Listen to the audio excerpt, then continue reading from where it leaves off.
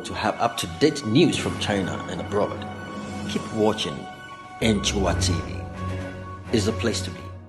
Right, we bring you a very warm greetings from China, and my name is Nanekia Enchua. You can call me Cherry, and today we're still going to elaborate on the COVID, or let's say the pandemic coronavirus here in China. And I've got someone here, that a very special friend, and we're going to see how best we can use our voices, okay, to actually help Africa as large. Right, so before we get started, let me quickly remind you that you can send us your contributions on YouTube. Just follow our channel, that's Enchua TV. On Facebook it's Nana Ikia Enchua, and then on Instagram it's Enchua Cherry. So you can follow us for our updates, for any other thing at all. And then don't forget that if you have a comment, contribution, anything at all, you can also leave your comments right there. So quickly, let me just introduce to you my special friend today here. You're welcome to Enchua TV. Thank you. Right, so your name and then where you're from. My name is Vera, and I'm from Cameroon. Oh, I see. So we have Cameroonians also in China. Right, and then not only us, we have a lot. I mean, let me say all the African countries are here in China, so we are actually going to talk for Africa and see how best we can do that. Okay, right. So Vera, there's corona in Ghana. Is there corona in Cameroon as well? Yeah. Oh, you have an idea of how many cases you guys have so far? As of today, I think 233 cases. Wow. Yeah. Any recoveries or any recoveries here? A few. Okay, so it's getting serious now. This thing is hitting Africa now, and these are some of the reasons why we Africans in China are actually ready to give some sort of education to help our country fight the coronavirus. Okay, right. So talking about the coronavirus, I believe it started when you were here too, right? Yeah, sure. Right, and there are a lot of measures that the Chinese government put in place to fight the corona. It's not totally like okay, is it? Not really, but things are a little better, right? Yeah. From the beginning. Right, so are you following stuff in Cameroon? Yeah. You are? Yeah. And slides. oh, I see. And do you think the strategy they have taken so far to fight the corona, do you think is okay? As they say, Africa as it is, Cameroon too. Right. They're not like taking it serious. Okay. But I think with the government and the people working together, things can get better. Yeah. They can do or take some measures. Okay. So when we want to talk about the measures, right? Yeah. What's the number one measure that will come into your mind so far as corona is concerned, and you think if Cameroonians or Africa as large complies, will bring some positive change or something to the country? First, stay home. Wow. Stay home, people. I'm telling you. Right. So the issue is about staying home. And I think Africans don't like to stay home. No. I don't know about Cameroon, but in Ghana, I'm seeing a couple of videos and people are like, I've got business, I have to. I saw one video like that.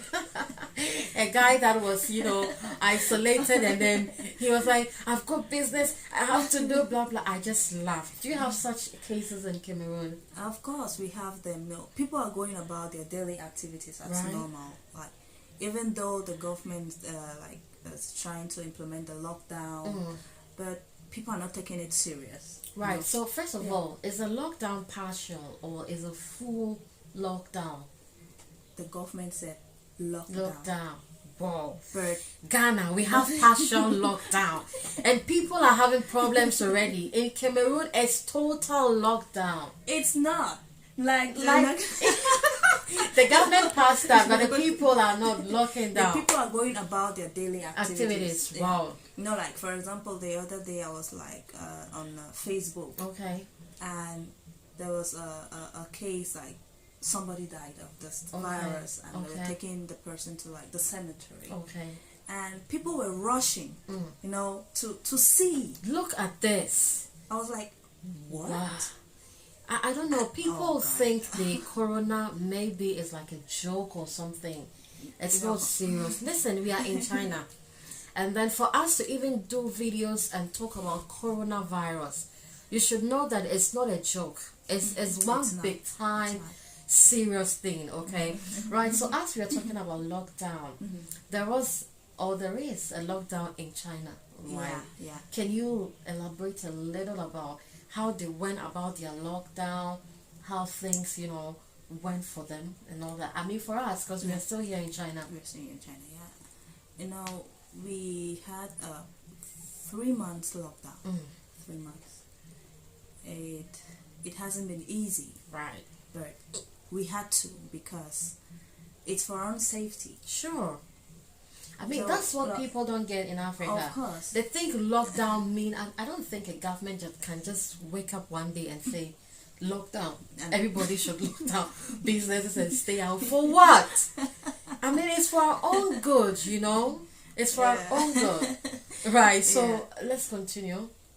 Okay, we're like, don't go anywhere. Get your food stuff. Like, they gave a week or so for people to go out, get the basic necessities, and like prepare for the lockdown. It was announced. Okay. So everything was shut Down. Totally. Everything. Totally. You know, and what amazes me is that China is one of the biggest business-oriented areas. When we talk about business, everywhere in the world comes to China to do business. And imagine these big factories and all that. They were all locked down. And then you Cameroonians or Ghanaians who have Africans. like mini Africans as a whole have mini shops and all that, and then you're crying and you're like, oh my God, please. My people, stay home. Right. Please. So this lockdown, can you give us some of the measures you take in place in case you are shut down with food stuff, you want to go out to get food and all that? Can you give us some of the measures you took in place to actually take care of yourself? You know, in the various communities, like some apps, phone apps were created for people to register, and there were supermarkets that were assigned to like distribute, or were asked to sell foodstuff to people. So when you get a shortage, you can buy online and it will be delivered to you. So to reduce the social interaction with people out. So it was not easy, but we had to, because at times you won't get what you want, but you have to. You have to. You know, and the prices of stuff like triple. You know, I heard Ghanaians selling the hand sanitizers for 50 cedis. That's about 30, or say 40 to 50 RMBs, and I'm like, whoa, this. I don't know. It's same thing happening in Cameroon as well.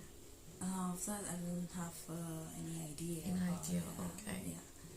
You know, in China too, there were mass shortages, right? And we had to stay at home because of that. And it was not easy. It's not easy. Right. So, in case you're going out to get something for home, how do you package yourself to go out? Are there strictly measures that you take to go out there to buy and then come back home? I mean, how do you go about that? I bought a set of masks. Okay. Yeah. And I make sure I don't get in contact with anybody. All right. You know, I'll prefer to spend more to get like a cab, Didi. Okay. Some people call it the Uber. Uber, like, yeah. In Ghana, in Africa, it's Uber. Yeah, It's Didi. So I'll take it to the market and like I'll stand a meter, 1 meter away from the seller to get stuff, and I'll use gloves to pick foodstuff. Exactly. Yeah. And when I get back home, I wash my hands thoroughly. Good. And use my hand sanitizer. I like spray. I even spray my body. Yeah, with the alcohol, right? To kill everything before kill you know, everything. before you come in contact with persons at home, right? Yeah. So then I wash my like fruit, vegetables very well with running tap water. You know, then I keep them in the refrigerator. And for food, I make sure I cook very well. Right. Too. Yeah. Are there any like traditional or say some native remedies you did to, you know, apart from the sanitizers, the gloves, the mask and all that? I did like I boiled some ginger, garlic and onion. Yeah, I chopped them. I just cooked in a pot with water. Yeah, for like an hour. Right. Yeah, then I take. You just be sipping it. Yeah, I drink a glass in the morning, glass in the evening. Yeah, that's it. Yeah, I'm asking this because people might think maybe living abroad or probably in China, we are not going to do stuff like that.